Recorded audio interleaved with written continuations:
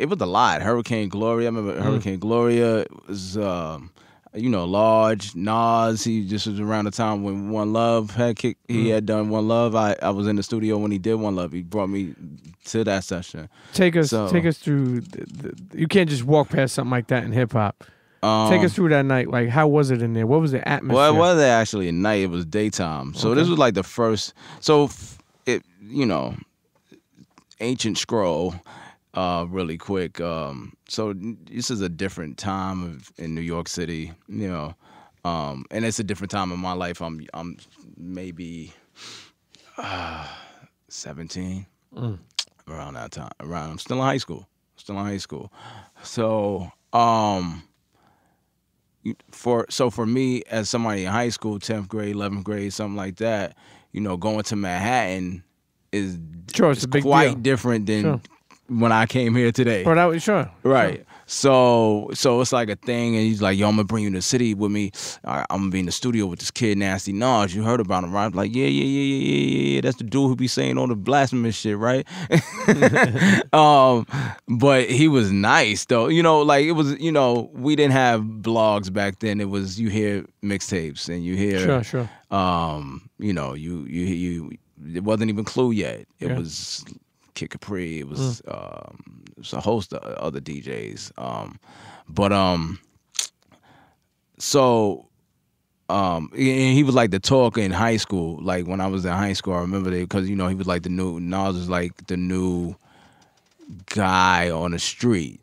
Where it was just like, yo, this dude Nas, he be saying he gonna snuff Jesus and yo, boo, boo, boo, boo, boo. And like that. This is like I said, this is before trolling and Instagram and any of that. So he's just like, yo, it's a guilty pleasure. It's like I don't want to hear it because I'm a faithful servant of God, but I really want to hear what this crazy dude is talking about because I keep hearing about it. You're in 11th grade. Right.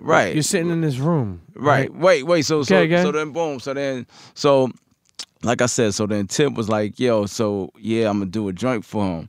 And so we go to Battery Studio, and I didn't know that you could order food and shit, and just like, yo, order whatever you want. It's just like, you telling us, it's like, I'm just like, get a burger with fries, man. Nah, man, give me chicken parmesan. Really? Some shit that I can't get in Queens. I like that mindset. Yeah, so we eating and shit, and it's just like, this is like, for me, it's the perception of like, this is the real studio. This is it. This is all the shit that you've been wanting to get yourself into. And, like I'm, at the time, just to backtrack a little bit, like I'm paying for my own studio time with my, with my own bread, whether it's from doing a 1-2 move. With your crew. Whatever. Yeah. But it was no. Well, see, the thing is, like, I had a crew, but we had like a Wu-Tang setup. So it was like, we were called the High Guys. So two of my friends had actually got I want to say they got it signed to a production deal with JMJ. They were I forgot their group name, but it was my friends Ronnie C and Logic, and they like I said, they got a production deal at JMJ with Jam Master J or whatever. So they had their thing going. I kind of had the connect with Tip, and then we had a couple other of our friends that actually rap. So it was kind of like whoever get in first type of scenario. Sure. So like I said, so I was primarily paying for my own studio time though. So my question to you is this: if you're paying for your own, so you were kind of, and I don't mean to struggle, but like kind of like had a different setup than what you were seeing that day when Nas was. Absolutely, that's why. So it was like you're like, holy shit, this is. Yeah, this is the big time. Yeah. Like like I'm putting and I'm a kid. Remember, sure. You know what I mean? So I'm, maybe in a room, maybe a little, maybe to this size, but. Like Battery has a board of 300 channels, and it's, it's QTip, and it's the room where you can mix and master. So you know, so for me, I was just like, oh, in awe. And then so Nas comes in, and you know, he's like, yo, what up? You know, really just on some real cool shit. You know what I'm saying? And at this time, like like I said, my crew was called the High Guys because that's what we did. We got high. You know what I mean? Weed. Yeah. Nothing else. You know. Nah, Hey, listen. At that time, brisk ones, woo bangers were big too. And plus, that wasn't big. That was an isolated incident, man. If you was doing dust and all that shit, you was on your own wave, bro. Like that wasn't like the wave, because you gotta remember, we still in the era of the drug dealer. Yeah. You know what I'm saying? So like, when you outside, you know, running through, because you on dust butt naked, you on dust butt naked looking crazy. Bro, I'll tell you one thing. And at that time, I remember one time in my life I did dust, man, and I swear to God, man, I was fucking. Like, I didn't even know what the hell was going on in the world, man. I was like, I'll never do this shit again. I don't even know how it was possible. Right. Like, yeah, the worst, I wasn't really never, because I came up with too many drug dealers to really jump past weed with hash. That was it for me. You know what I mean? Like, I was good. I was good.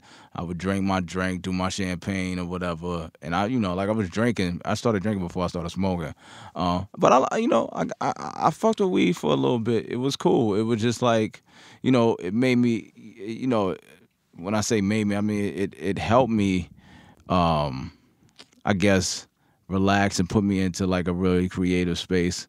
You know, but I think with me, it ran its course really early. So you haven't smoked in a while. Let me get back to the story. So with the Nas situation, so you got a great memory, man. So with the Nas situation, there was this spot called Princess Black in Queens. Rest in peace to Princess Black.